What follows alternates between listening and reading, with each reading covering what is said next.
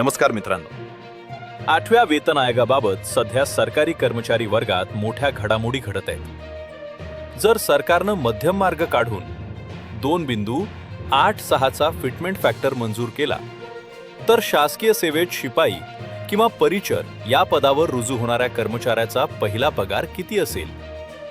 आज आपण संपूर्ण सांख्यिकीय माहितीसह अचूक गणित समजून घेणार आहोत. सर्वात आधी आपण मूळ पगार म्हणजेच बेसिक पे कसा ठरेल ते पाहूया.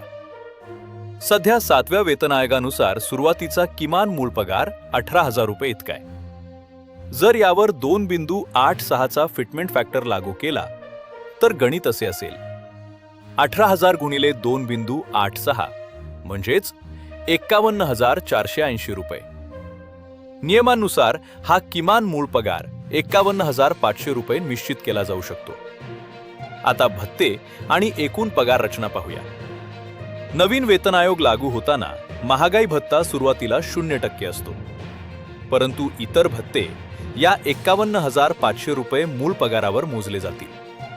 आपण मोठ्या शहरांचा 24% घरभाडे भत्ता म्हणजेच 12,360 रुपये आणि प्रवास भत्ता 3,500 रुपये धरूया. म्हणजेच पहिल्या महिन्याचा एकूण पगार 67,360 रुपये होईल.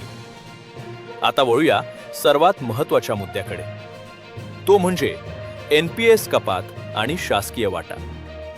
कर्मचाऱ्याच्या पगारातून मूळ पगाराचे 10% म्हणजेच 5,150 रुपये कट होतील, तर शासन स्वतःहून त्यात 14% वाटा म्हणजेच 7,210 रुपये जोडेल. याचा अर्थ दरमहा तुमच्या NPS खात्यात भविष्यासाठी एकूण 12,360 रुपये जमा होत राहतील.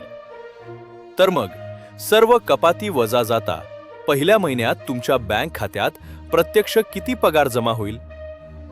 एकूण 67,360 रुपयांमधून कर्मचाऱ्याचा NPS हिस्सा आणि व्यावसायिक कर वजा केल्यास नवीन शिपाई कर्मचाऱ्याचा पहिला हातात येणारा पगार अंदाजे 61,960 रुपये म्हणजेच साधारण 62,000 रुपयांच्या आसपास असेल.